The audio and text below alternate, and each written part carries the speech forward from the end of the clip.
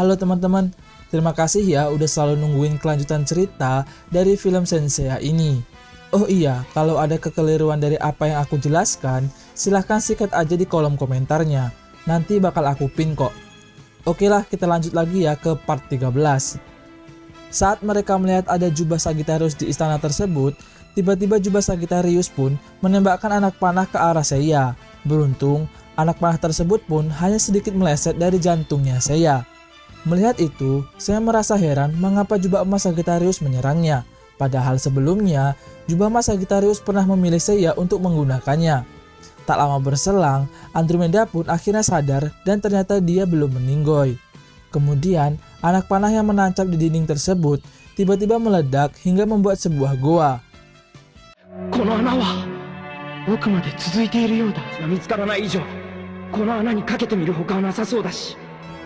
Dirasa nggak ada jalan lain, mereka lalu memutuskan untuk masuk aja ke goa tersebut. Akan tetapi saat mereka akan masuk, tiba-tiba Hyuga pun datang dengan kondisi tubuh yang penuh luka akibat pertarungan sebelumnya. Hal itu pun membuat saya dan kawan-kawan merasa sangat senang. Lalu mereka pun segera masuk dan tiba-tiba entah bagaimana lubang di dinding itu pun bisa menjadi utuh kembali. Saat berada di dalam, tanpa mereka sadari atap goa tiba-tiba semakin turun hingga hampir saja menghimpit mereka semua. Lalu, dengan sekuat tenaga, mereka pun berusaha untuk menahan atap goa tersebut. Akan tetapi, dirasa itu akan membuang waktu mereka, Shiryu lalu meminta Seiya dan yang lainnya untuk terus melanjutkan perjalanan, sedangkan ia akan menahan atap goa tersebut. Tentu, hal itu membuat pro dan kontra di antara mereka. Namun, Shiryu berusaha meyakinkan mereka kalau ia akan baik-baik saja. Dengan rasa percaya yang kuat, mereka pun kemudian pergi meninggalkan Shiryu.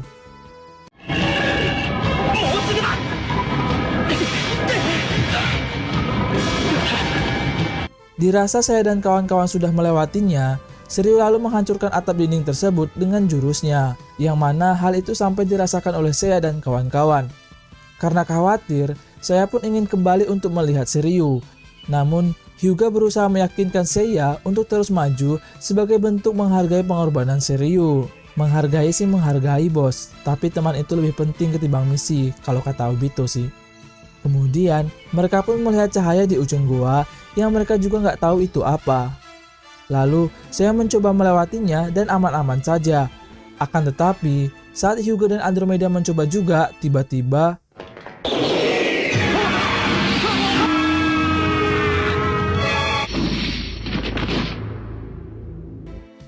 mereka pun jatuh ke goa yang lebih dalam. Beruntung, mereka nggak terluka sedikit pun. Kemudian, tiba-tiba rantai Andromeda bergerak sendiri dan merasakan bahaya dari sebuah lubang di dalam goa tersebut. Benar saja, lubang tersebut tiba-tiba mengeluarkan sebuah bebatuan yang mengarah ke mereka. Namun beruntung, Andromeda bisa mengatasinya. Akan tetapi, tanpa sengaja, rantai Andromeda malah merusak atap goa sehingga air bah menerjang mereka yang entah datang dari mana. Lalu, melihat sebuah celah, Hyuga kemudian meminta Seiya dan Andromeda untuk segera ke sana dan meninggalkannya saja. Saat Seiya dan Andromeda sudah pergi, Hyuga pun kemudian membekukan air bah tersebut, namun usahanya itu gagal sehingga membuatnya harus kembali terjang air bah yang sangat deras itu.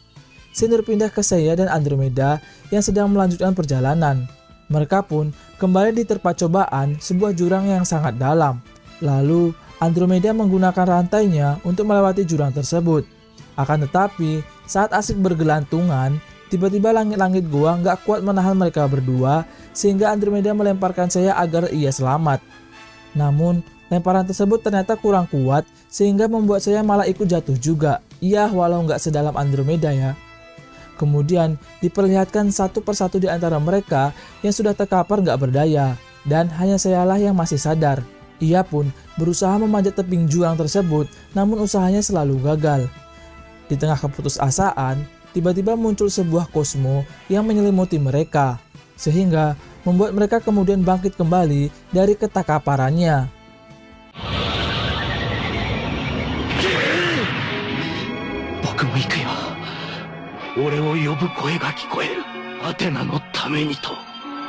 Seiya yang akhirnya berhasil memanjat tebing tersebut pun malah melihat jubah emas Sagittarius kok ada di sana.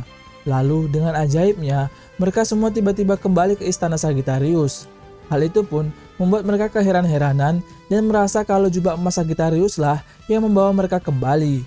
Kemudian, jubah emas Sagittarius kembali menembakkan anak panahnya ke sebuah dinding yang ternyata terdapat pesan wasiat dari Saint Emas Sagittarius yang dulu, di mana pesan tersebut intinya Saint Emas Sagittarius mempercayakan Athena kepada generasi Saint berikutnya.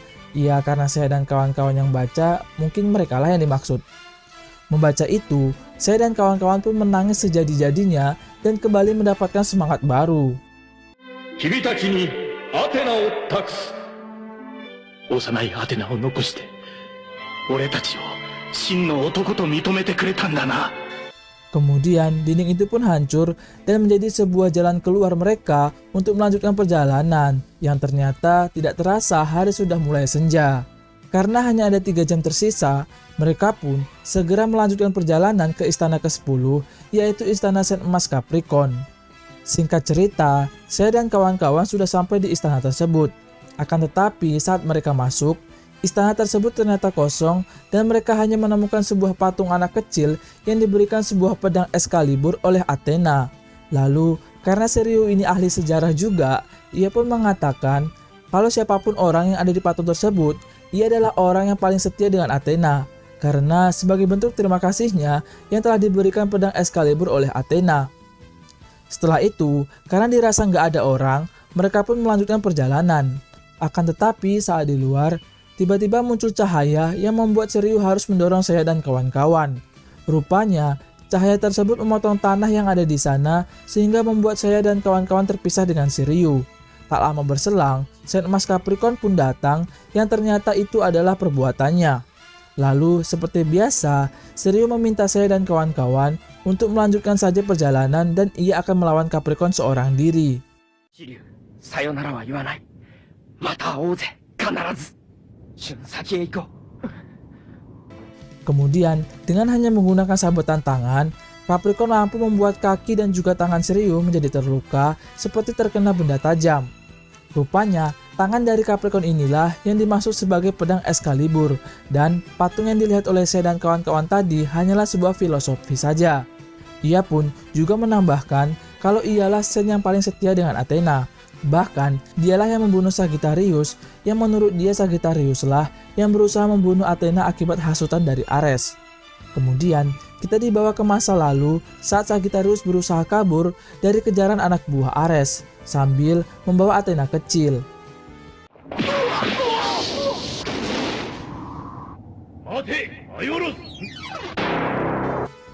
Saat Sagittarius akan pergi, Capricorn pun datang dan mengajaknya untuk berduel. Namun sebelum itu, Sagittarius meletakkan Athena kecil dan barulah ia melawan Capricorn dengan jubahnya. Ia pun berhasil mengenai Capricorn, namun sayang ia nggak bisa menyerangnya lagi karena sadar kalau Athena kecil tiba-tiba berada di dekat Capricorn. Hal itu pun kemudian dimanfaatkan oleh Capricorn untuk menyerang balik Sagittarius hingga membuatnya terpental jauh ke dalam jurang. Setelah itu, Capricorn pun hendak membunuh Athena kecil, namun gak jadi karena Athena kecil yang merangkak ke tepi jurang. Sehingga Capricorn berpikir kalau Athena kecil akan meninggoy dengan sendirinya dengan jatuh ke dalam jurang. Kembali ke masa sekarang, Shiryu lalu memberitahu Capricorn kalau saat itu Sagittarius belum mati, begitu juga dengan Athena kecil. Ia pun juga memberitahu kalau gadis kecil yang Capricorn hendak bunuh itu adalah Athena. Akan tetapi, Capricorn nggak percaya karena ia tahunya Athena berada di istana Yunani sekarang.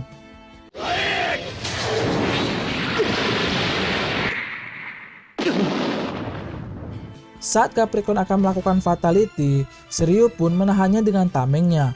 Namun sayang, akibat serangan itu, tamengnya pun harus terbelah menjadi 2. Anjir, tajam kali itu tangan. Tak hanya itu, Capricorn pun bahkan menghancurkan seluruh jubah Shiryu kayak nyincang sayur aja. Saat Capricorn akan melakukan fatality lagi, Shiryu kembali menahan dengan tangannya, namun akhirnya pelindung kepalanya pun hancur juga. Kemudian, Shiryu berhasil meningkatkan kosmonya dan berbalik menyerang Capricorn. Bahkan, Capricorn sampai gemetar ketakutan karena melihat kosmo besar yang dikeluarkan oleh Shiryu. Lalu, Shiryu pun berhasil membuat Capricorn terpental jauh sampai-sampai armor di kepalanya terlepas. Kemudian, saat Shiryu terus meningkatkan kosmonya, Capricorn pun akhirnya tahu titik lemah dari Shiryu. Sehingga pada serangan berikutnya, Capricorn berhasil memukul titik lemah Shiryu persis apa yang dilakukan oleh saya dulu. Walaupun begitu, Shiryu ternyata juga berhasil membuat tangan kiri dari Capricorn menjadi patah. Kemudian, karena dirasa sulit sekali untuk menang, Shiryu lalu berencana menggunakan jurus terakhirnya, yang mana jurus itu adalah jurus terlarang karena itu sama aja dengan bundir. Namun, Shiryu nggak peduli dan tetap menggunakannya. Saat Capricorn kembali menyerang jantungnya, tiba-tiba tangannya nggak bisa dilepas sehingga Shiryu kemudian memutuskan tangan milik Capricorn. Dan kemudian melakukan hal yang sama seperti Ikki pada part sebelumnya. Bedanya, Shiryu membawa Capricorn ini terbang jauh ke angkasa. Bahkan, hal tersebut sempat dirasakan dan disaksikan secara live oleh semua orang yang mengenal Shiryu. Di tengah perjalanan menuju akhirat, Capricorn pun bertanya mengapa Shiryu berjuang hingga sejauh ini. Namun dengan tegas, Shiryu mengatakan kalau itu ia lakukan demi Athena. Tak lama berselang, kosmo Athena pun sampai ke Shiryu yang mana itu juga dirasakan oleh Capricorn dan akhirnya membuat ia menjadi sadar. Ia pun kemudian menyesali segalanya dan merasa tidak pantas untuk menjadi seorang Sen. Ia gimana enggak gitu kan, orang yang dijuluki sebagai Sen yang paling setia dengan Athena, malah mau membunuh Athena. Malu dong. Akan tetapi, mereka berdua pun akhirnya meninggoy dan menjadi sebuah bintang. Melihat itu, saya dan kawan-kawan menangis sejadi-jadinya, bahkan gurunya serius sekalipun. Sedih anjir.